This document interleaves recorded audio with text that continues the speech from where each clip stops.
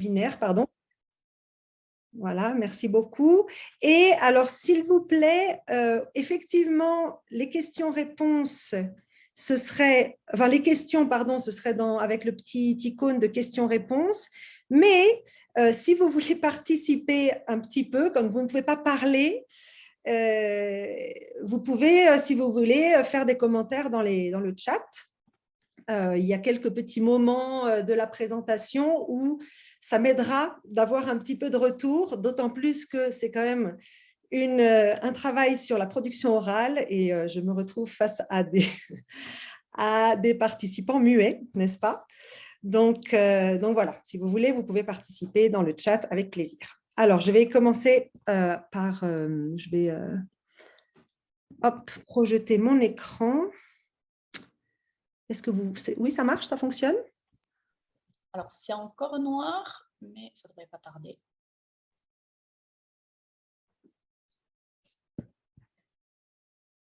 Non? C'est encore noir. Non, on ne voit pas encore. OK. Reprendre le partage. Attendez, je recommence. Attendez, hop. Il faut que ça fonctionne là. Si ça ne fonctionne pas, catastrophe. Tac.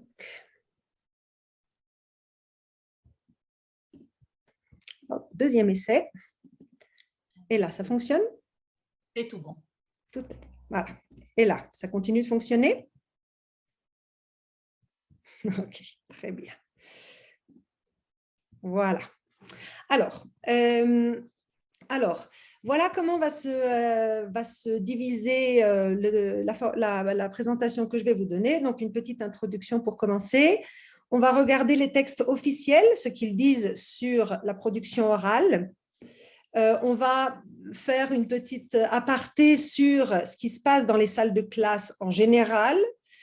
Et donc ça va être la partie un petit peu plus théorique de la présentation. Et ensuite, on entrera dans une partie beaucoup plus pratique avec des exemples d'activités pour faire parler nos étudiants débutants. Et finalement, évaluation, réemploi et tâches. Mais comme vous voyez déjà sur votre écran, la partie systématisation va être celle qui va le plus nous intéresser. Ok, on y va. Introduction. Donc, mon introduction, elle va se faire sous forme de questions auxquelles on va répondre petit à petit dans la présentation. La première question que je me pose toujours quand je prépare des cours ou des progressions ou des programmes est quels sont les objectifs et les besoins de nos étudiants. Je dis objectifs et besoins parce que parfois, ils ont un objectif, mais ils ne sont pas vraiment capables de dire de quoi ils ont besoin, non, ou d'exprimer leurs besoins.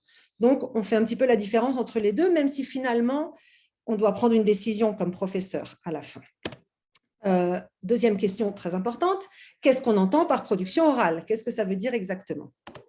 Ensuite, quel est le pourcentage de mon cours dédié à la production orale? Attention, je continue à parler du A1, ne pas confondre avec les autres niveaux. Ici, c'est vraiment par rapport au niveau d'un débutant.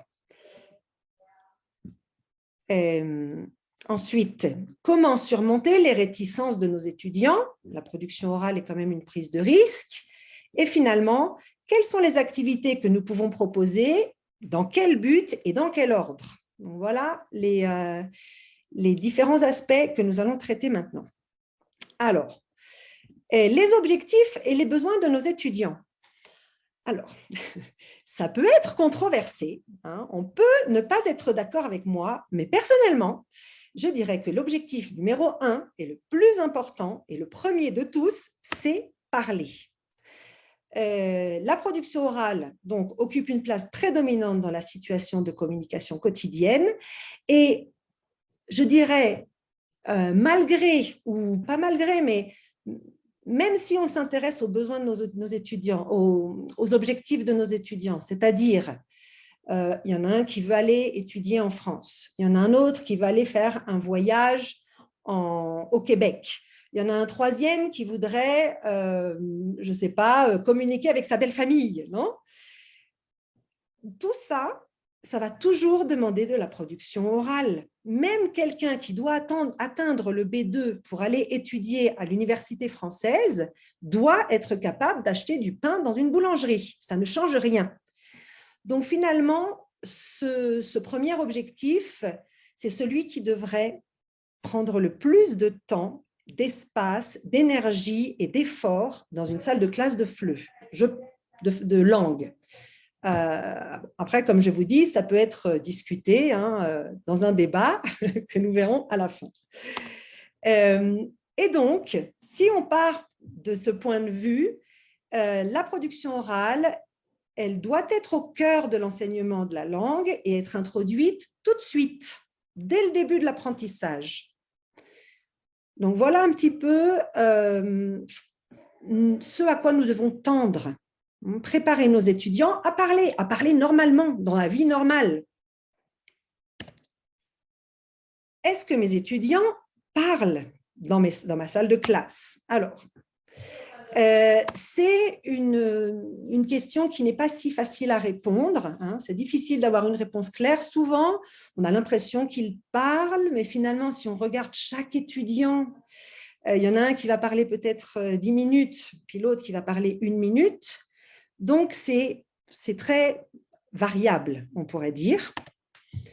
Alors, on peut poser la question d'une autre manière. Dans un cours d'1 heure, combien de minutes est-ce que je considère que chaque étudiant devrait parler comme minimum? Un cours d'1 heure, 10 minutes, 15 minutes, 20 minutes? Qu'est-ce que je considère approprié? Alors évidemment, on prend en compte le fait que c'est une compétence qui représente une prise de risque et donc impressionne ou intimide ou même angoisse autant les étudiants que les professeurs. C'est une prise de risque pour tout le monde. Pour le professeur, peut-être un peu moins, encore que quand d'un seul coup, on a les étudiants qui prennent tous la parole en même temps, on a peur de perdre le contrôle aussi. Donc, même pour le professeur, c'est un peu une situation risquée. Et que nous proposent les manuels et les méthodes? Alors, les manuels et les méthodes, ils proposent très peu d'activités de production orale et souvent trop succinctes pour être utiles. Ça aussi, c'est mon point de vue, mais en général, de la compréhension écrite, il y en a beaucoup, de la production écrite, il y en a. La production orale est toujours un peu problématique à mettre en place. Un exemple qu'on trouve dans les méthodes ou les manuels, on trouve un petit logo, un petit icône comme ça qui nous dit « Ah, c'est le moment de parler ». Et là, il y a une question de poser. À toi maintenant, qu'est-ce que tu prends pour le petit déjeuner? Parle avec tes camarades. Donc, voilà ce que nous proposent en général les méthodes et les manuels. Qu'est-ce qu'on fait avec ça? Combien de temps de parole est-ce que ça représente? Si je dis, moi, pour le petit déjeuner, je prends du pain, du lait et un fruit. Bon, j'ai parlé, je pense, 10 secondes.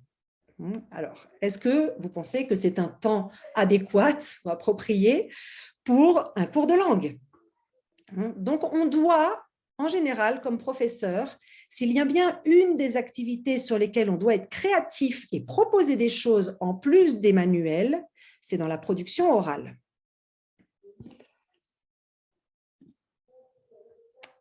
Donc voilà pour l'introduction. Maintenant, que nous disent les textes officiels? Alors, les textes officiels, c'est le CECR en réalité. Alors, le CECR nous dit ça. En A1, l'étudiant peut répondre à des questions simples sur lui-même, sur l'endroit où il vit, les gens qu'il connaît, les choses qu'il a, et en poser. L'apprenant de niveau A1 peut intervenir avec des énoncés simples dans les domaines qui le concernent ou qui lui sont familiers et y répondre également, en ne se contentant pas de répéter des expressions toutes faites et préorganisées. Alors, c'est cette partie-là, finalement, qui nous intéresse le plus. Oui, évidemment, l'étudiant de A1, il va parler de sa famille, il ne va pas parler des frontières en Europe. Encore que.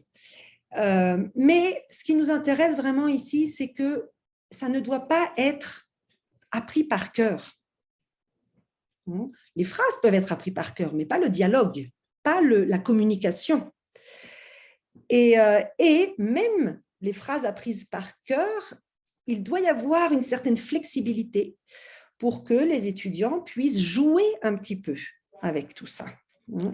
Donc, il faut faire attention à, voilà, est-ce que je peux apprendre un dialogue par cœur sur, je ne sais pas, commander au restaurant et ensuite aller dans un pays francophone et commander au restaurant avec mon dialogue appris par cœur? Probablement non. Donc, c'est à ça qu'on doit préparer les étudiants. On doit les préparer à prendre la parole, mais en plus à être face à des situations inédites. Alors, la production orale, elle est composée de 4 composantes qui sont celles-ci, selon Moirand. On a la composante linguistique, donc tout ce qui est morphosyntaxe, lexique et phonologie, ce qu'on enseigne bien en général dans nos classes. La composante discursive, donc quel type de discours? Quand je vais au supermarché, est-ce que je peux déclamer un discours à la vendeuse de poissons? Non. Donc là, c'est l'adaptation au discours de la situation. La composante référentielle, donc les connaissances prérequises dans le domaine de conversation, et finalement la composante socio-culturelle, le registre, la politesse, l'affect. Donc ça, c'est ce qui compose une production orale. Maintenant, il y a un deuxième volet qu'on peut ouvrir, ce sont les aspects, c'est-à-dire ce que l'on doit enseigner à nos élèves, comment on doit les préparer. Alors ça, c'est selon Courtillon, donc un autre pédagogue du FLE. L'aspect linguistique, donc la morphosyntaxe, le lexique et la phonologie, on retrouve la même chose que la composante. L'aspect pragmatique, donc ça c'est l'adéquation de la production selon une situation précise, qui sont en fait la composante référentielle et la composante discursive ensemble. L'aspect expressif, pose, accent, posture, gestuelle, mimique, et finalement l'aspect psychopédagogique, c'est-à-dire la personnalité de nos étudiants, de chaque étudiant, le type d'étudiant, la personnalité. Donc c'est ça ce sur quoi nous devons travailler en classe avec nos étudiants. En général, les 2 premiers aspects sont quand même assez bien traités dans nos classes. Donc, l'aspect linguistique, c'est ce qui prend le plus de temps. L'aspect pragmatique, oui, les étudiants savent qu'ils ne vont pas déclamer un discours chez la poissonnière. Donc, ça aussi, en général, c'est assez facile. L'aspect expressif est un peu plus problématique, surtout qu'une mimique à la mexicaine, si je puis dire, et une mimique à la française peuvent dire des choses complètement différentes. Donc ça, c'est quand même assez subtil à enseigner. Et finalement, l'aspect psychopédagogique, ça c'est notre travail de professeur, de traiter chaque personnalité selon ses besoins. Un étudiant timide, un étudiant débrouillard, ils vont avoir à chaque fois leurs faiblesses et leurs forces. Et voilà. Ensuite, le troisième volet que nous pouvons ouvrir, c'est celui de l'interaction.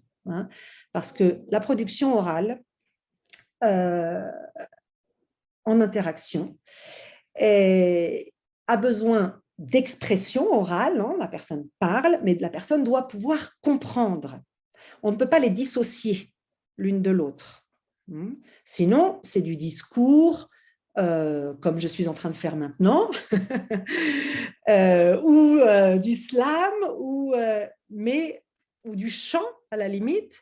Mais si on parle de communication, la compréhension orale est aussi importante. Dans l'interaction orale, au moins 2 acteurs participent à un échange oral et alternent les moments de production et de réception. Non seulement deux interlocuteurs sont en mesure de se parler, mais ils peuvent simultanément s'écouter. D'accord? Donc ça, c'est la partie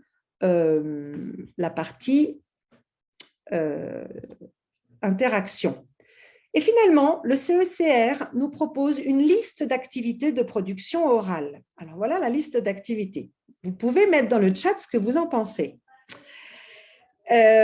Donc, liste d'activités. Annonce publique, exposé, lecture d'un texte à haute voix, commenter des données, jouer un rôle qui a été répété, parler spontanément et chanter. Voilà la liste de production orale, d'exercices, d'activités de production orale que nous propose le CECR dans cet ordre. Il nous la propose dans cet ordre. Il ne donne pas un ordre d'importance. Alors, je ne sais pas ce que vous en pensez, mais est-ce qu'on peut mettre dans la même catégorie chanter et parler spontanément? Est-ce que c'est la même chose? Est-ce que c'est... Oui, d'accord, c'est de la production orale, mais sur un camembert de pourcentage, combien de nos étudiants apprennent le français pour chanter, ou combien de nos étudiants vont chanter en français, et combien de nos étudiants vont aller acheter une baguette? Bon, c'est un peu cliché, mais quel est le pourcentage? Sur quoi on doit les préparer? Alors moi, j'aurais envie, dans cette liste, de faire une hiérarchie. C'est quoi le plus important? Évidemment, pour moi en tout cas, parler spontanément. C'est ça que nos étudiants veulent. Certains veulent pouvoir faire un exposé, mais en tout cas, en plus, sans oublier que nous sommes en train de parler de A1. Donc, faire un exposé, commenter des données, ce n'est pas pour les A1. Donc, qu'est-ce qu'il nous reste exactement? Donc voilà, c'est une question que je laisse en suspens. Est-ce que vous en sentez que cette liste est vraiment pertinente pour nos cours de français? Pardon, je suis un petit peu critique, mais c'est juste pour soulever des problématiques. Après, ne soyez pas forcément d'accord avec moi.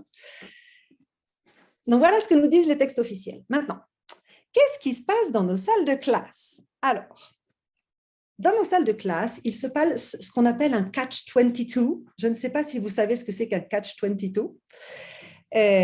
C'est une situation sans solution pour cause d'un conflit de contradiction au sein même de la situation. Oui, nos salles de classe sont des situations sans solution avec un conflit de contradiction. Quelle est la situation dont je parle? Quelles sont les contradictions dont je parle? Nous préparons des individus à la vie réelle dans un pays francophone. Et nous sommes dans une salle de classe au Mexique, enfermés dans une salle de classe au Mexique. Le serveur et la cliente sont des étudiants hispanophones, des étudiants de français. Peut-être qu'il y en a un qui est docteur et l'autre qui est avocat. Et ils vont jouer une vendeuse ou un vendeur de fruits et légumes et un client. Dans la salle de classe, tout est faux. Il n'y a pas de solution à ça. C'est super difficile d'avoir une vraie situation. Quelles sont les vraies situations dans lesquelles on peut communiquer à l'oral ou à l'écrit réellement avec des francophones quand on est ici? Bon, il y a quelques restaurants à Mexico, d'accord. Un correspondant, une situation où il y a un échange français-anglais, je ne sais pas, mais en tout cas, à l'intérieur de notre salle de classe, tout est faux. Il faut partir il faut accepter ça finalement. Donc, quelle est notre solution? On joue. On joue au français, on joue en français. J'ai utilisé les deux prépositions exprès. On joue au français. On joue comme si on était dans une vraie situation alors qu'on ne l'est pas. Donc, la salle de classe, elle doit se transformer en microcosme social, transformable à loisir, comme une classe de maternelle. Je travaille avec des maternelles et vraiment, si vous voulez du vrai, venez voir une classe de 3 ans, 4 ans. Et en plus, on doit y croire, comme si on était des enfants de maternelle. D'accord? Donc, c'est ça qu'on doit mettre en place finalement dans nos classes pour les situations de production orale et probablement pour tout en général, non, mais surtout pour les productions orales. Donc voilà, ça c'est ce qui se passe dans la salle de classe. Alors, on en arrive, donc là j'ai soulevé beaucoup de questions, on a regardé les textes officiels, on a vu que ce n'est pas le plus facile à mettre en place, donc maintenant j'aimerais vous proposer des solutions. Et selon moi, la solution, elle se trouve dans la systématisation. Donc, on peut faire de la production orale à toutes les étapes de l'unité pédagogique, hein, depuis la sensibilisation jusqu'au réemploi, mais n'oubliez pas que nous parlons de A1. Hein. Donc, en A1, il faut miser sur la systématisation pour les faire parler et petit à petit, les amener à faire aussi la partie de sensibilisation et d'anticipation en français, de conceptualisation en français. Hein. Et ça viendra au fil des semaines, au fil des mois. Hein. Alors que l'idée, c'est quand même qu'ils parlent dès le début, aussi pour donner du sens à leur apprentissage. Donc, nous avons ce sublime outil qui s'appelle la systématisation. Alors, voilà, je vous le lance comme ça. La systématisation, c'est comme le vélo. Alors, vous pouvez, si vous voulez, dans le chat, réagir. À votre avis, qu'est-ce que j'entends par là? La systématisation, c'est comme le vélo. N'hésitez pas à écrire dans le chat ou dans les questions d'ailleurs. Ah, non, dans les questions, non. Quelqu'un va écrire? Non, personne? La systématisation, c'est comme le vélo. Je vous laisse y réfléchir une petite minute.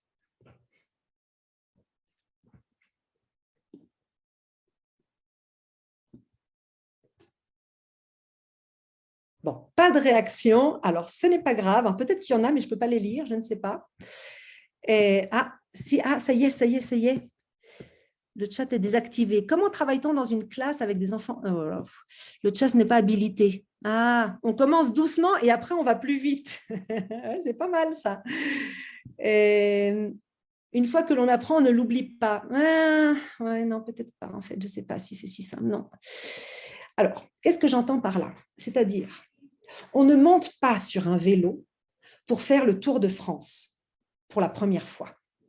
Non, un enfant de 6 ans qui apprend à faire du vélo, enfin qui monte sur un vélo pour la première fois, on ne va pas le mettre en haut d'une montagne. On ne va pas le mettre sur un chemin de terrasseria.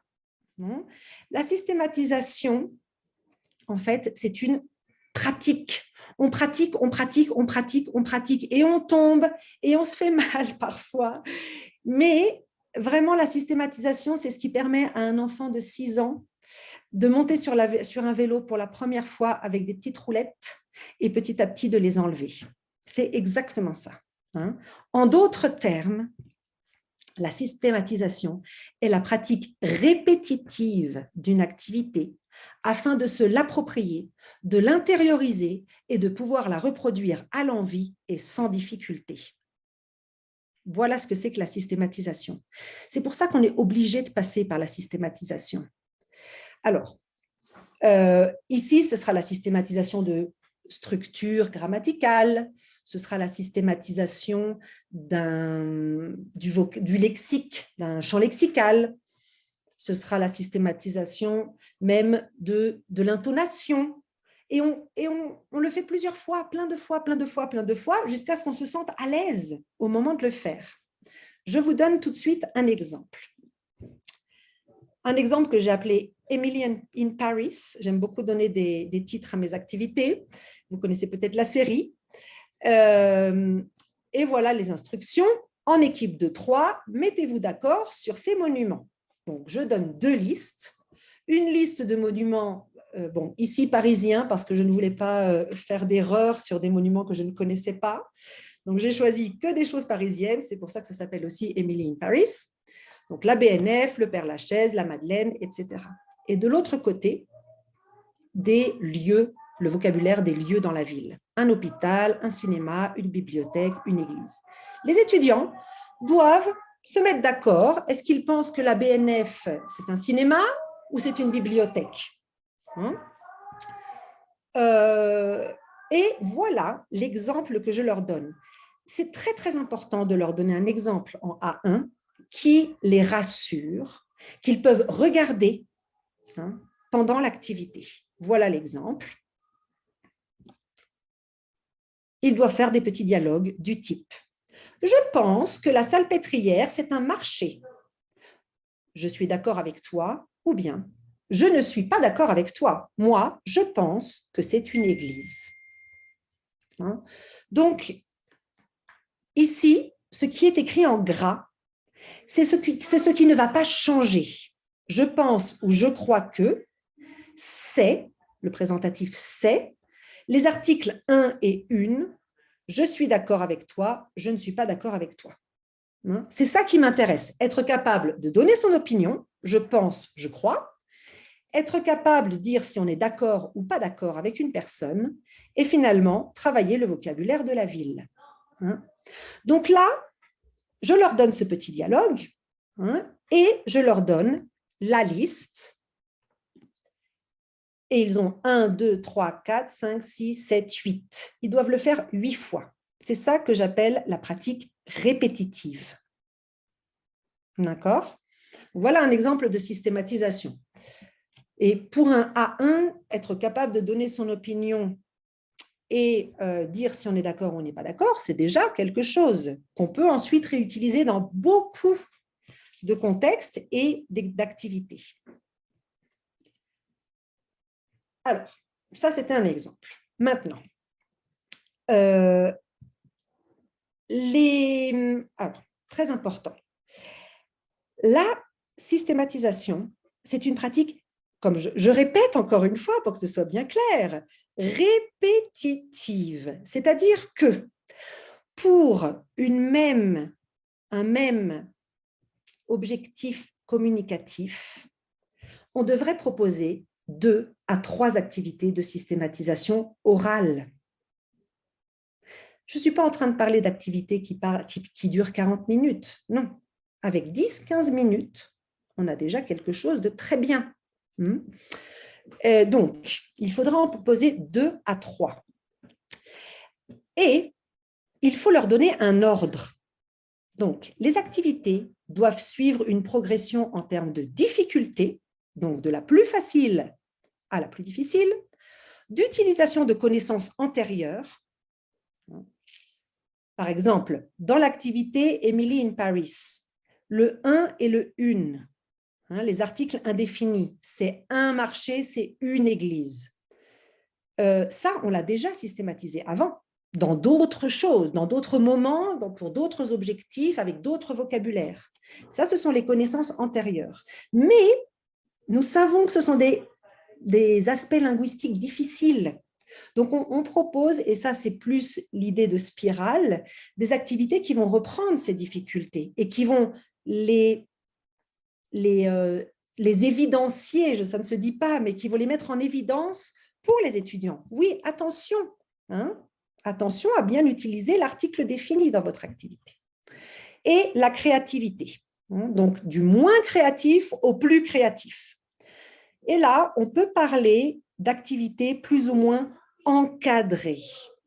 D'accord? Donc, avec un cadre très ferme, et ce cadre devient de plus en plus poreux, de plus en plus flexible au fil des activités.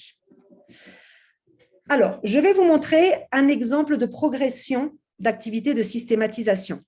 J'ai choisi comme objectif communicatif d'écrire une personne. Donc, qu'est-ce qu'il faut systématiser quand on décrit une personne? Le masculin, le féminin, des adjectifs, le vocabulaire de la description physique, le vocabulaire de la personnalité. C'est ça qui va être nouveau.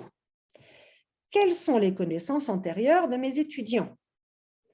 Ils connaissent être, avoir, on a déjà travaillé c'est et il est, on a vu le vocabulaire des vêtements, des goûts, des professions, je ne sais pas, de l'âge peut-être, etc. Donc là, j'ai toute une banque de connaissances antérieures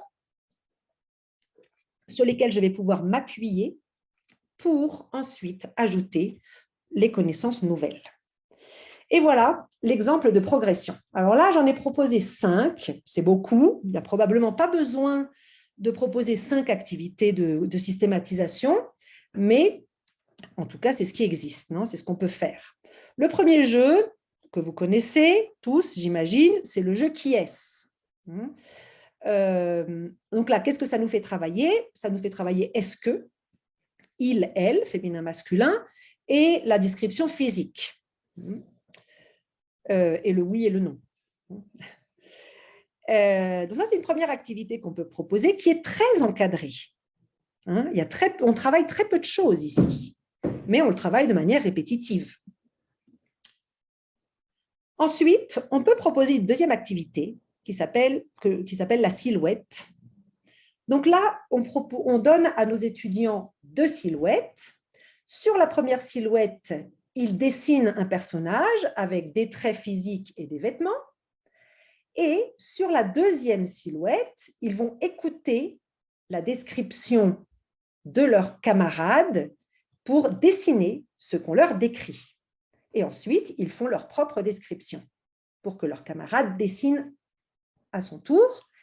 Et finalement, ils peuvent comparer leurs dessins pour voir s'ils ont bien compris ce que l'autre personne a dit. Voilà une deuxième possibilité. Donc, c'est un petit peu moins encadré parce que là, déjà, à travers le dessin, on a un petit peu plus de créativité. On a même beaucoup de créativité, si ça dépend des étudiants. Et du coup, en termes linguistiques, il y a plus de choses. En plus, c'est description physique et vêtements. Donc là, on ajoute du vocabulaire de connaissances antérieures, mélangé avec les nouvelles connaissances. Ensuite, on peut proposer une activité que j'appelle le ou la colloque idéal, qui est inspirée d'une activité qu'on trouve dans un livre qui s'appelle Enjeux, qui propose plein d'activités de systématisation orale. Alors, comment ça fonctionne? En équipe de 3 minimum, alors pour les équipes 3 ou 5, 2, 3 ou 5, mettez-vous d'accord sur le ou la colloque idéale. Et voilà ce que je leur propose comme canevas de dialogue. Qu'est-ce que tu penses de Bad Bunny? Je le trouve prétentieux et jaloux. Oui, je suis d'accord avec toi. Non, je ne suis pas d'accord. Moi, je le trouve créatif et charismatique. Okay. Petit à petit, les étudiants vont avoir des photos et ils doivent donner leur opinion comme si cette personne avait répondu à une annonce pour faire de la colocation avec eux. Donc, je leur propose différentes photos, ça dépend de vos étudiants, vous les connaissez, vous savez le type de personnalité qui va éveiller en eux soit du dégoût, soit, je ne sais pas, de l'indifférence, pauvre Greta, etc. Donc là, vous proposez différents types de personnages et sur chaque personnage, ils doivent donner leur opinion sur la personnalité ici. Alors, bon, je peux vous dire qu'en général, c'est Mafalda qui gagne.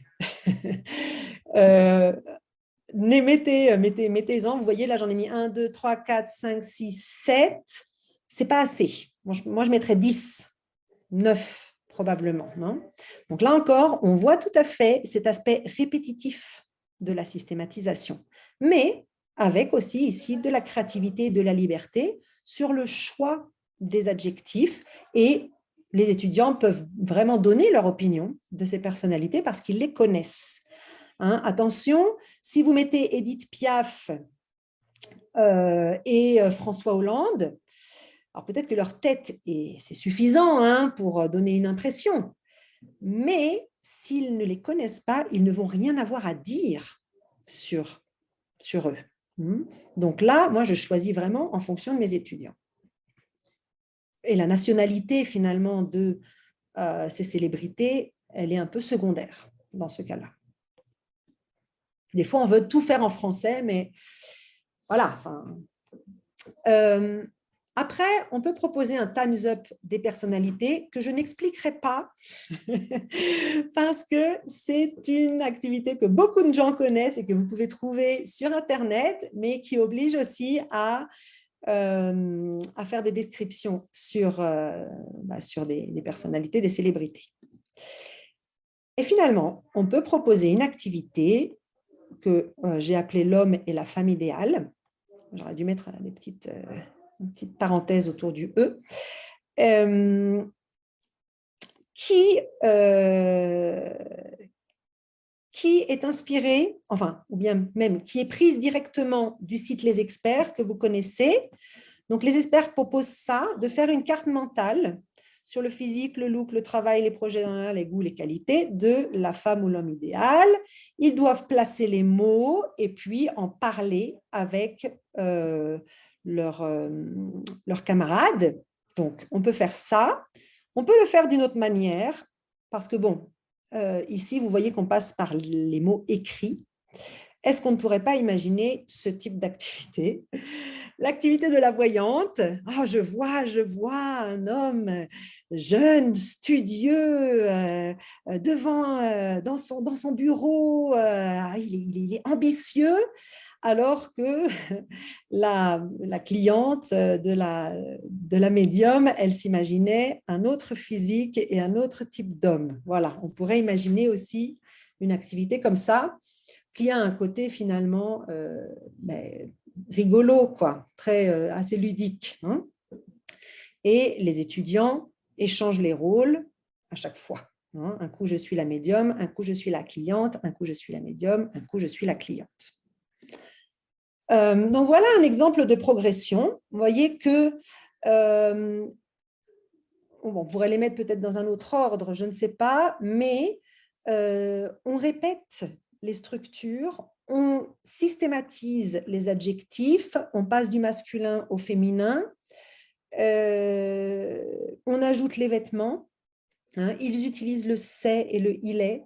Donc, tout ce qui était connaissances antérieures sont reprises, même à l'homme et la femme idéale, hein, on reprend les goûts et les professions. Vous voyez? Donc, on va vraiment du plus simple, disons, au plus complexifié, disons, pour nos étudiants. Donc, voilà. Alors, après avoir vu une production, je vous propose une liste de principes de base pour que nos activités fonctionnent. Alors, une cystée de qualité, qu'est-ce que c'est? Déjà, on l'a déjà dit, elle se compose de plusieurs activités, de la moins encadrée à la plus encadrée. On l'a dit aussi, elles doivent suivre une double progression, celle de la difficulté et celle de la liberté. Super important, tout le monde participe en même temps. Ça, c'est fondamental. Tous les étudiants doivent parler en même temps. Oui, les classes de langue sont des classes bruyantes parce que tout le monde doit parler en même temps. Sinon, on se retrouve dans une situation où les étudiants parlent 1 ou 2 minutes par cours s'ils ont de la chance ou s'ils ne sont pas trop timides. Non, il faut vraiment que tout le monde parle en même temps parce qu'en plus, ça enlève cette timidité. Je ne suis pas en train de parler devant tout le monde, au professeur, je suis en train de parler à la personne qui est juste à côté de moi. Hein? Donc ça, c'est primordial. On multiplie le temps de parole, tout le monde travaille et on propose aux étudiants des activités qui les mettent en confiance parce qu'en plus, comme ils répètent plusieurs fois, ils acquièrent de la confiance à chaque fois. Et c'est ça. Donc, chaque activité fait répéter la structure 7, 8, 10 fois si nécessaire. Alors, fondamental. Les émetteurs produisent et les récepteurs écoutent attentivement. Et ensuite, ils inversent les rôles. Un coup, on est récepteur, un coup, on est émetteur. Un coup, on est récepteur, un coup, on est émetteur. Et finalement, le plus important peut-être, je ne sais pas si c'est le plus important, mais les récepteurs doivent prouver qu'ils ont compris. Parce que c'est très commun Je fais ma petite description physique de mon homme idéal, pendant que l'autre étudiant, qui est censé m'écouter, est en train de réfléchir à sa propre production orale et il n'écoute pas du tout. Non. Nous, on doit entraîner nos étudiants à l'interaction. Il faut absolument qu'ils aient quelque chose à noter, à écouter et à noter pour montrer pour les obliger en fait à écouter. Et finalement, non, c'est ça en fait le plus important. Excusez-moi. L'assisté oral ne se prépare pas à l'écrit. Et ça, c'est plus que fondamental. Qui va au restaurant ou chez la boulangère ou n'importe où et prépare à l'avance son petit dialogue à l'écrit? Personne. C'est impossible de vivre de cette manière. Donc là, il faut vraiment qu'on se détache de l'écrit et qu'on propose des activités où les étudiants doivent parler sans lire. Sans apprendre par cœur non plus. Enfin, je veux dire, il y a de la mémorisation, mais mémoriser des structures et apprendre par cœur des phrases, ce sont des choses différentes. Donc, pas de préparation à l'écrit. C'est aussi pour ça que j'utilise beaucoup de photos. Des photos, et du coup, c'est directement avec un stimuli visuel, sans mots, que nos étudiants doivent prendre la parole. Donc voilà le principe de base. Je reviens en arrière. Donc on a vu plusieurs activités. Ah oui, un petit commentaire sur ça.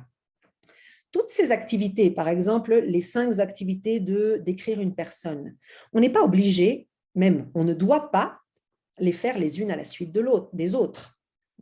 Ça, c'est sûr, ces 5 activités, elles sont sur, je ne sais pas, 4 cours, 3 cours. Ce n'est pas tout d'un coup. Et justement, ce temps entre chaque activité, il est primordial pour que ça s'intègre. Qu'il y ait aussi une relecture peut-être des structures à la maison sous forme de systématisation écrite peut-être. Mais non, il ne faut surtout pas les faire les unes à la suite de l'autre. Au contraire, il faut laisser un temps de digestion. Voilà. J'allais vous dire, est-ce que vous avez des questions, mais vous ne pouvez pas poser de questions à la fin, les questions. Alors, maintenant, je vais vous montrer concrètement des activités de systématisation en commençant par les différentes dynamiques de groupe que nous pouvons proposer. Alors, on peut proposer des activités où les étudiants sont par pairs, les 2 à 2, par groupe de 3 ou 4, en fait 3 ou 5, parce que selon les scientifiques des dynamiques de groupe, quand il y a 4 étudiants, il y en a toujours un qui ne parle pas. Je ne sais pas si c'est vrai. Donc plutôt 2, 3 ou 5. On a aussi les activités où on va diviser notre groupe en 2 équipes. Et on a finalement une activité où tous les étudiants parlent avec tous les étudiants. Alors, une activité de 2 à 2. Une activité que j'appelle les numéros de téléphone. Donc, on donne dans ces cas-là une fiche A et une fiche B à 2 étudiants. Ils ne peuvent pas regarder la fiche de l'autre étudiant. Ils doivent cacher leurs informations. Et ici, ils cherchent les numéros de téléphone selon les professions. Donc, par exemple, sur la fiche A, je cherche un nom et un numéro de téléphone, je cherche le contact d'un dentiste, et sur la fiche B, il y a le contact d'un dentiste.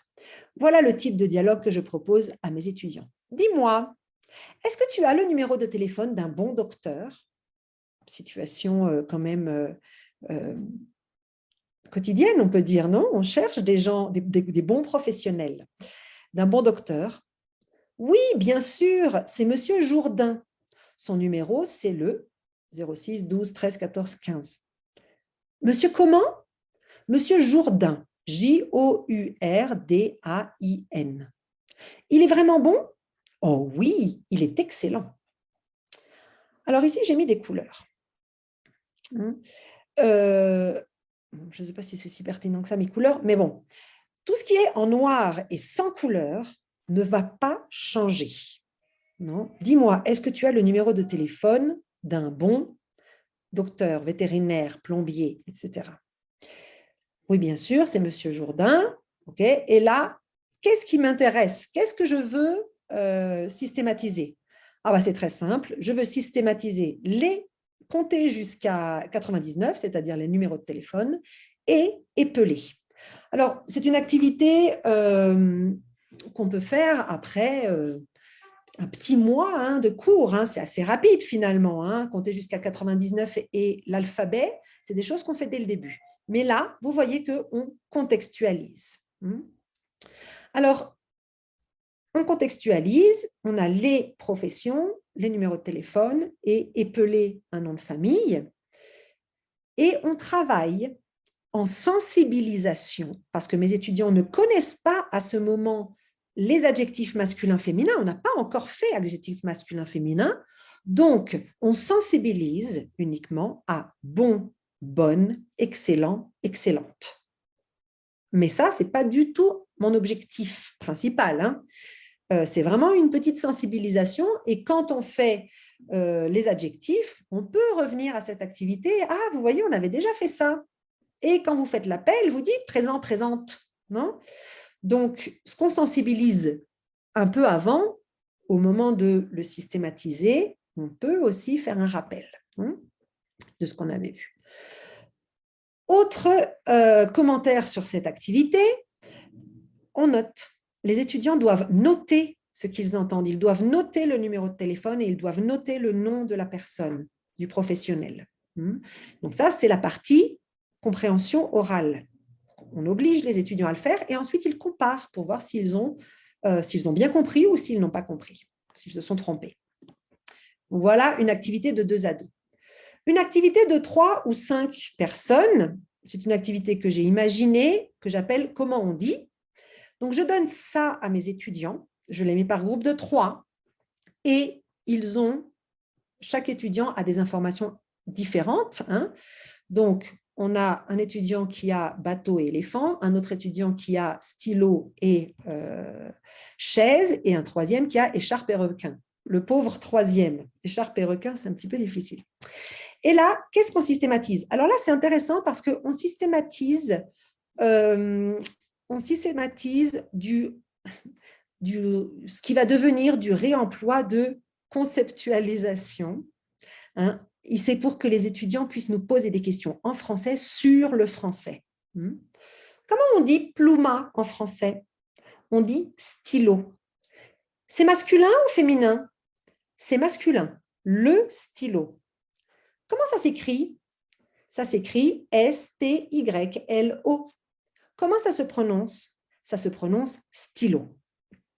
Donc, comment on dit en français? On dit, c'est masculin, c'est féminin. Comment ça s'écrit? On épelle. Comment ça se prononce? Donc, les étudiants, ils ont ces informations. Ils savent comment on dit bateau, ils savent que c'est masculin, le bateau, et j'ai mis ici la prononciation en alphabet phonétique bateau. Alors, voy a presumir, je vais frimer avec des étudiants qui ont fait cette activité avant-hier dans mon groupe. Et donc, je voudrais vous le faire écouter. Voilà, c'est très, très rapide. C'est un petit dialogue qui dure 10 secondes, 12 secondes. Alors, j'espère que vous allez entendre. J'y vais. Oui. Alors, qui pose la question? Comment on dit la silla en français? On dit chaise. Comment ça s'écrit? Ça s'écrit C-H-A-I-S-U.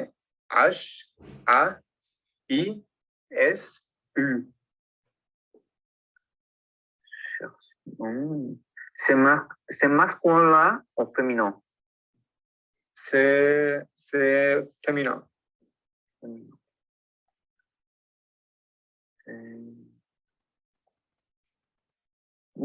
Comment ça se prononce?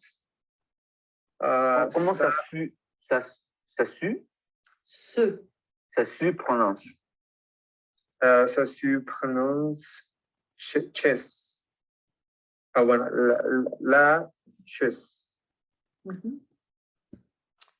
Voilà.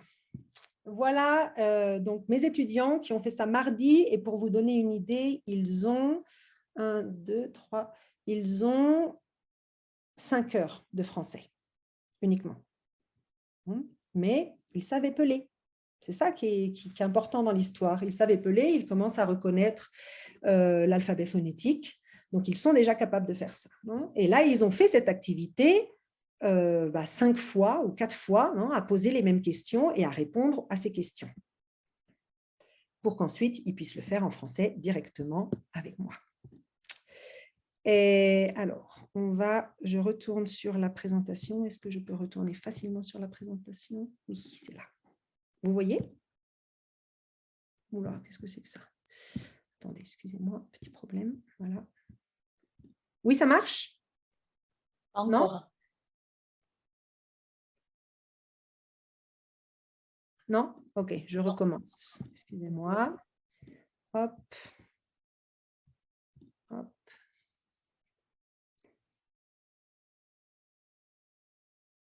Voilà, je suis fière de mes étudiants quand même. Voilà, dynamique de groupe, on en est là. Ok, je repartage, dites-moi si ça fonctionne. Oui, ça fonctionne cette fois-ci? Très bien. Donc, on a vu les numéros de téléphone. Hop, on a vu le comment on dit. On peut mettre les étudiants par plus que 2 et 3. 2 étudiants, pardon. En équipe de 2 qui s'opposent. Donc, tout le groupe est divisé en 2 équipes. Pardon, j'ai oublié le S à équipe. Voilà, vous connaissez le principe du tabou. Ils doivent faire deviner lait et ils n'ont pas le droit d'utiliser blanc, vache et matin. Ils ont le droit d'utiliser céréales, par contre. Donc, liquide, céréales. Et là, alors, il faut que tous les étudiants passent. Et même comme ça, le temps de parole est quand même assez limité. Et finalement, une activité en grand groupe que vous connaissez probablement, trouve quelqu'un qui. Ici, je voulais systématiser la négation. C'est pour ça que j'ai choisi des choses qu'en général, les gens ne font pas. En tout cas ici, mange des escargots, aime le free jazz, cuisine les sushis, a un rat comme animal domestique, parle chinois, etc. etc. Donc, ici, c'est la négation qui m'intéresse. Probablement, s'ils ont trouvé quelqu'un qui est marié, divorcé et remarié, c'est peut-être si. Voilà. Voilà pour les dynamiques de groupe. Donc, vous pouvez imaginer 1000 activités à partir de ces différentes dynamiques. C'est bien de partir des dynamiques. Et il faut des activités dans notre progression de systématisation où ils vont travailler par 2, par 3, par 5. C'est possible. C'est possible et c'est bien. Finalement, et c'est là que réside un petit peu nos, comment dire, le nœud de la guerre un petit peu de nos cours, non? C'est que ce soit des cours agréables, rigolos, non? Les étudiants sont contents de venir. Et donc, on travaille sur l'aspect ludique de nos activités. Alors, et si on rigolait un petit peu? Le jeu, l'humour libère la parole. Il fait travailler l'aisance, la prise de risque et l'habileté. En plus, c'est du second degré, c'est pour de faux. Donc, comme les situations sont virtuelles, on a moins peur de l'échec et il n'y a pas de conséquences dans la vie réelle. Et il est polymorphe. On a des jeux de société, des jeux théâtraux, des jeux de rôle, des jeux éducatifs, des jeux vidéo, des jeux d'enfants, etc., etc. Donc là, on a vraiment toute une panoplie d'outils, de ressources, de dynamiques qu'on peut mettre en place dans nos cours et qui ont cet aspect ludique. Alors, je me suis intéressée à 2 jeux spécifiquement. Je me suis intéressée aux jeux de compétition et aux jeux d'acteurs. Alors, on va voir d'abord le jeu de compétition, c'est assez rapide. Le jeu de compétition, il éveille une motivation parce qu'on a envie de gagner. Ce n'est pas une motivation langagière, mais est-ce que c'est grave à partir du moment où il parle? C'est un leurre, ça motive, et on fait du français sans s'en rendre compte. C'est un peu ça l'idée. Et on est content de gagner. On peut jouer avec des jeux de société achetés dans le commerce, que vous connaissez, le Monopoly, le Timeline, le Cluedo, etc. Et pour ça, je vous réfère aux livres et aux conférences et aux travaux de Heide Silva, qui a beaucoup travaillé sur l'utilisation du jeu en cours de français. Et nous, on peut en créer en s'inspirant de jeux traditionnels. Donc, par exemple, la bataille navale de la conjugaison, les 7 familles du vocabulaire de la maison, le jeu de loi Géopardy, etc., etc. Donc, vous trouvez des exemples sur Internet. Si vous ne connaissez pas la bataille navale et le jeu des 7 familles, notez-le tout de suite en rouge dans votre cahier parce que ça fonctionne du tonnerre. Et les étudiants répètent et répètent et répètent et répètent. Et ils sont très contents de répéter. C'est ça qui est génial. Donc, à utiliser sans ou avec modération, je ne sais pas, mais définitivement, de temps en temps, un jeu de compétition, ça ne fait pas de mal, au contraire. Alors, maintenant, je vais parler du jeu d'acteur. Je rigole parce que vous allez voir pourquoi. Le jeu d'acteur. La classe de français, c'est du cinéma. On a dit que tout était faux dans la classe de français. Dans la salle de classe, tout est faux. Dans la classe de langue, non, tout est faux. Dans les situations que nous proposons, les étudiants endossent un rôle. On joue comme si on était un client ou un vendeur. On joue comme si on était un serveur et un client, etc., etc. Donc, on joue au magasin, on joue au docteur, on joue au restaurant. Et ça a plein de qualités, plein d'avantages. C'est surtout l'opportunité de travailler la communication non verbale, qu'on peut aussi appeler la composante expressive. Le ton, les mimiques, les gestuels, les silences, les hésitations. On n'hésite pas de la même manière en français et en mexicain, en espagnol, mais en espagnol du Mexique en plus.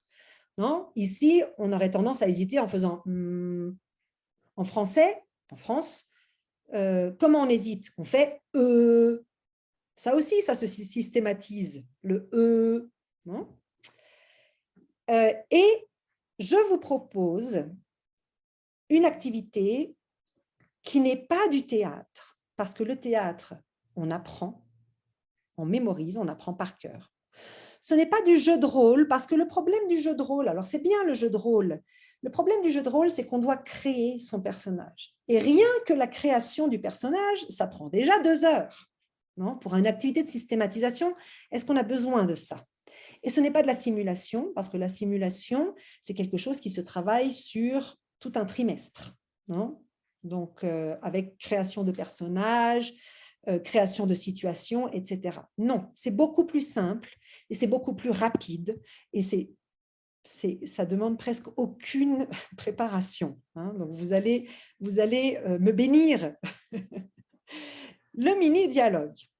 Alors, une activité que j'ai appelée « Maudit voisin », qui est une activité que j'ai créée pour systématiser la conjugaison des verbes aux 3 personnes du pluriel, nous, vous, il et elle. Mais en communication, pour la composante expressive, le ton agressif, le ton accusateur, le ton défensif et le ton du secret. Et en plus, c'est un peu drôle. Okay, on va pas être mort de rire, mais quand même, c'est assez rigolo. Et là, c'est le moment un peu d'autodérision de ma part. J'ai fait un exemple pour mes étudiants et mon exemple est sous forme de vidéo. Alors, on y va. Vous pouvez rigoler, vous avez le droit de rigoler. Voilà à quoi ça ressemble. Dis donc. Oui, Madame Truchet. Est-ce que c'est vous qui écoutez de la musique jusqu'à 3 heures du matin? Non, c'est pas nous qui écoutons de la musique jusqu'à 3 heures du matin. Ah non? Non, madame. Et c'est qui alors? C'est ceux du 5e qui écoutent de la musique jusqu'à 3 heures du matin. Ceux du 5e? Maudit voisin. Voilà, je ne ferai pas de commentaires. Bon, si on veut que nos étudiants s'amusent, si on veut que nos étudiants... oups, non, on ne va pas se le faire une deuxième fois quand même. Attendez, je reviens en arrière. Si on veut que nos étudiants s'amusent, si on veut que nos étudiants utilisent un ton, il faut aussi leur montrer l'exemple. Il ne faut pas avoir peur du ridicule. Tant pis, soyons ridicules à un moment, mais c'est ça, jouer. Quand on voit des enfants qui jouent à la maîtresse, elle est regañona. Ici, les voisines, elles sont chismosas. Et voilà le dialogue que je propose à mes étudiants. Non, ce n'est pas ça que je veux. Non, non, voilà, on y arrive. Le dialogue. Dites donc, c'est vous qui écoutez de la musique jusqu'à 3 heures du matin? Non, ce n'est pas nous qui écoutons de la musique jusqu'à 3 heures du matin. Alors, c'est qui? C'est ceux du 5e qui écoutent de la musique jusqu'à 3 heures du matin. Maudit voisin. Alors, 3 couleurs. Une couleur verte qui va toujours être la même chose, qu'on ne change pas.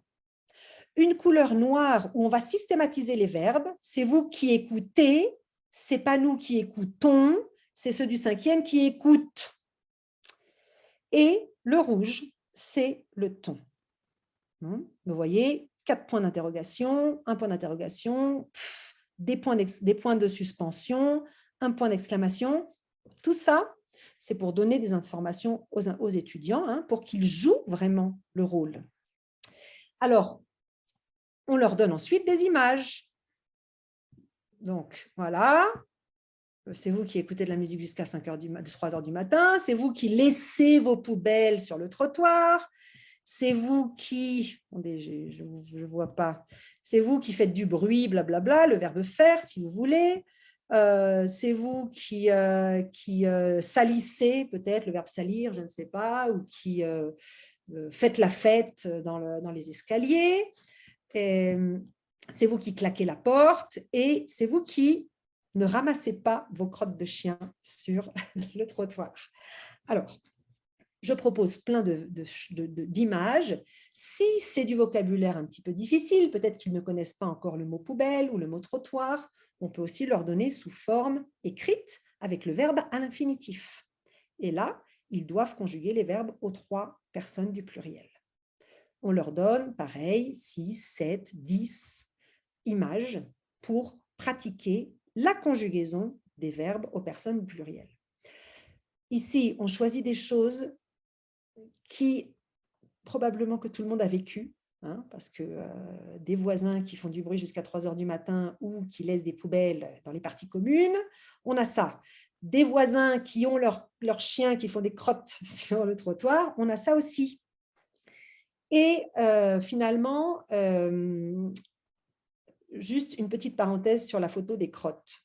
Ça fait partie du ludique, finalement. C'est un humour un peu bébête, mais ça fait rigoler, ils ne s'y attendent pas.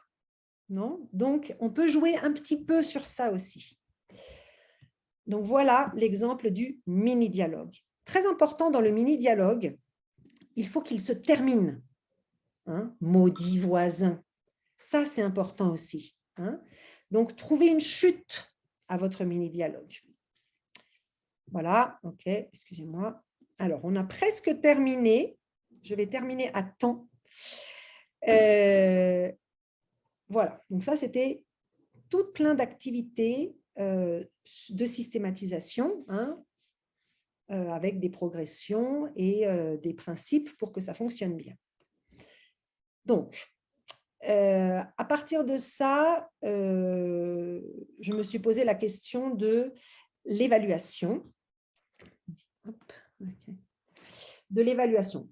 Est-ce qu'on évalue et comment on évalue ces activités? Alors, la systématisation. On fait preuve de tact et de bienveillance envers nos étudiants. hein, parce qu'il pratique. C'est comme si on met un enfant sur un vélo et pour qu'il apprenne, et à chaque fois qu'il tombe, on le gronde. Non, on ne gronde pas un enfant, sinon il va arrêter de faire du vélo. C'est la même chose pour la production orale. Donc, on n'évalue surtout pas la systématisation, sinon on risque d'inhiber la parole. Surtout, s'il vous plaît, on ne fait pas passer devant tout le monde, sauf si c'est pour donner l'exemple. Et encore, c'est nous qui donnons l'exemple, ce n'est pas les étudiants qui donnent l'exemple. Et la systématisation, c'est pas du théâtre. Hein?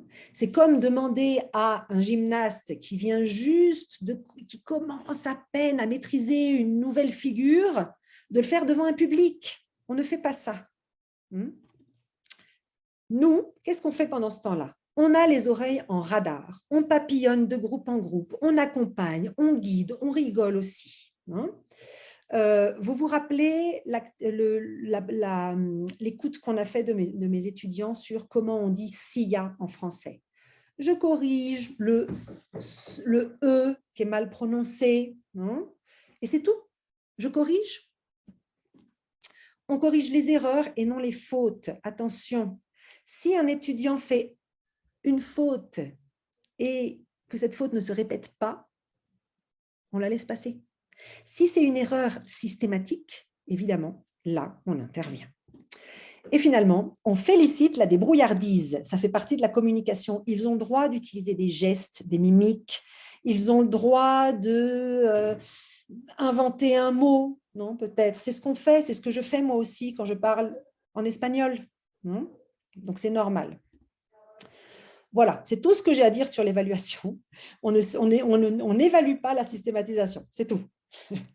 Et finalement, on arrive à la dernière partie qui sera aussi ma conclusion, le réemploi et la tâche. Alors, le réemploi et la tâche me provoquent beaucoup de doutes. Pour des A1, attention, on parle de A1. Si on arrive en A2, B1, évidemment. Mais en A1, à partir de quand on fait du réemploi et surtout de la tâche? Alors, je vous donne un exemple de réemploi, des exemples de réemploi ou de tâche, en fait, parce que même dans les livres théoriques, on n'a pas des réponses très, très claires sur ce qu'est une tâche. Il y en a qui disent que la tâche, elle peut se faire à l'intérieur de la classe. Il y en a qui disent que non, la tâche, elle doit sortir de la classe. Donc, par rapport à en utilisant le même exemple de la description d'une personne, je me pose la question, dans quelle situation réelle, de la vie réelle, est-ce que je décris une personne ou moi-même à l'oral? Description physique et de la personnalité. Quand est-ce qu'on fait ça? Ce n'est pas si simple. On ne fait pas souvent ça. On le fait, mais de manière très succincte. Ah oui, oui, tu sais, c'est le grand là-bas. Et voilà, on a la description. Donc, sur Internet, j'ai trouvé des exemples de réemploi qui sont discutables. Organiser un défilé de mode, très discutable. Est-ce qu'un défilé de mode se prépare à l'avance? Oui, ce n'est pas spontané. Vous êtes dans un café et vous participez à une soirée de rencontre. Par groupe de 2, présentez-vous rapidement. Bon, ok. Il y en a qui n'ont pas grand-chose à dire sur eux-mêmes. Finalement, peut-être celui qui m'a le plus convaincu. Vous organisez un casting pour la dernière campagne de publicité de votre entreprise. Bon, il faudrait détailler les instructions, évidemment, non?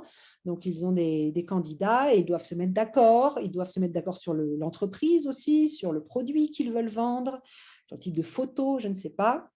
Peut-être que c'est celui qui me convainc un peu le plus. Voilà un exemple des exemples de réemploi. Alors, je passe directement à comment on organise tout ça. D'abord, comment on pense finalement, comment on monte tous ces scénarios. Normalement, au moment de la conceptualisation, on pense d'abord à la tâche, ensuite on pense aux divers réemplois qui vont être utiles, et pour chaque réemploi, à des exercices de systématisation. On doit normalement partir de la tâche et arriver à la systématisation, dans notre planification. Mais dans la mise en action, c'est tout le contraire. Les étudiants vont partir de différentes activités de systématisation vers des réemplois et tous ces réemplois vont arriver à la tâche. Ok. Donc, vous voyez encore que finalement, dans nos salles de classe, la systématisation, elle reste très, très, très présente. Alors, quels sont les avantages de faire des activités de réemploi? C'est motivant, ça participe à la cohésion de groupe, ça fait appel à beaucoup de compétences extra-linguistiques, ça doit reprendre des connaissances antérieures, mélanger tout ça avec les nouvelles, il y a un résultat tangible normalement, etc., etc. On peut trouver d'autres avantages au réemploi. Mais, et ça, c'est ce qui me laisse le plus dubitative. En termes de production orale, le réemploi est la tâche pour des A1. Combien d'activités de réemploi et de tâches proposons-nous par an? Et combien ça représente de minutes de production orale? Combien de temps est-ce que ça prend, ces activités? En termes de temps de parole de chacun, que représente le réemploi et la tâche? Très important. Est-ce que nous donnons les outils linguistiques pour négocier, discuter, se mettre d'accord, se disputer, etc. Parce que la tâche, c'est une activité d'équipe. Et l'équipe, ça demande de la négociation. Est-ce que nos étudiants de A1 sont déjà capables d'en faire? À partir de combien d'heures de français on peut faire ces activités? Et finalement, faut-il évaluer ces activités et comment? Je resterai sur ces questions, finalement, en termes de production orale dans des activités de réemploi et de tâches. Il y a des personnes qui disent qu'ils font 2 tâches par an. Alors que des activités de production orale, on doit en faire à tous les cours. C'est pour ça que j'en arrive à ma grande conclusion, et je terminerai avec ces mots. En A1, pour la production orale, il faut absolument privilégier la systématisation au réemploi et à la tâche. Il faut faire beaucoup d'activités de systématisation si on veut que nos étudiants, arrivés en A2, puissent réellement faire des activités de réemploi et de tâches. Et je m'arrêterai là, 18h17. Delphine, je te laisse la parole. Merci à tous d'avoir écouté. J'espère que ça vous a intéressé et que ça vous aidera dans vos pratiques de classe. C'est parfait sur le timing, Alexandra. Merci beaucoup pour cette formation très intéressante, intense, tous ces conseils, toutes ces bonnes idées. C'était vraiment très intéressant. Je suis désolée pour le chat. J'ai vu qu'il était inhabilité. Je ne sais pas pourquoi. J'ai essayé de le réhabiliter. Malheureusement, comme la session était en cours, je crois que je ne suis pas arrivée. Donc, voilà, on a quand même pu se débrouiller avec du coup la section Preguntas y Respuestas. Donc, je vais de ce pas laisser la parole à Hilda, qui s'est chargée de recenser vos questions et qui va maintenant donc les poser à Alexandra. Merci Delphine et merci Alexandra pour cette intéressante présentation. En effet, nous avons quelques questions. Il y a quelqu'un qui nous demande comment, je ne sais pas Alexandra si tu pourras répondre à ce type de questions, comment travaille-t-on dans une classe où il y a des enfants autistes et des enfants non autistes? Je crois que c'est un peu... Une idée, je suis désolée, je suis totalement trop spécifique. Là, vraiment, je ne peux pas être... que dans des cas pareils, il faut s'adresser à des spécialistes peut-être. C'est ça, adressez-vous à des spécialistes. Et puis, je veux dire, l'autisme, il y a des personnes autistes qui vont être phénoménaux en langage et d'autres pas du tout. Non, je suis vraiment incapable de répondre à cette question. Je suis désolée. Oui, je crois que c'est un cas très, très particulier. Et donc, voilà. Et une autre question, est-ce que tu pourrais répéter le nom du livre que tu as cité pendant ton intervention un livre avec beaucoup d'activités, je crois, que tu as Oui, mentionné. il s'appelle Enjeu. Malheureusement, je n'ai pas les références là. Il y a plusieurs livres qui proposent des activités de systématisation. Il y en a qui sont assez vieux, mais quand même assez efficaces. Il y en a un qui s'appelle 2 à 2, si vous arrivez à trouver une copie. C'est que des activités de ce style, Enjeu. Et dans les outils malins aussi, vous avez des activités de production orale, des jeux de rôle. Il y a d'autres livres aussi. Il y en a un qui utilise que des photos, par exemple, qui s'appelle Photo Expression, qui propose plein d'activités. Donc, peut-être, Delphine, je ne sais pas si c'est encore temps, mais avant d'envoyer, je ne sais pas si vous envoyez la présentation à tous les participants ou non, mais je pourrais faire une petite bibliographie. On est en train de parler de 5 ou 6 livres. La production orale, elle est un peu laissée aux mains des professeurs, des enseignants. Il n'y a pas beaucoup de littérature qui vraiment propose toute une panoplie d'activités. Est-ce qu'il y a d'autres questions? Oui, alors concernant les cours particuliers, est-ce que tu pourrais nous fournir quelques conseils quand tu te trouves en face d'un seul étudiant? Vous jouez le camarade. Vous jouez le camarade, la bataille navale, vous y jouez. Les mini-dialogues, vous faites la mémé, la voisine désagréable. Donc, c'est finalement, vous pouvez faire toutes les activités par paire que vous trouvez. Mais dans ces cas-là, oui, vous entrez dans le rôle aussi, vous jouez au français avec votre étudiant. D'accord. Combien de temps tu consacrerais à la production orale sur 1 heure de cours pour un niveau A1?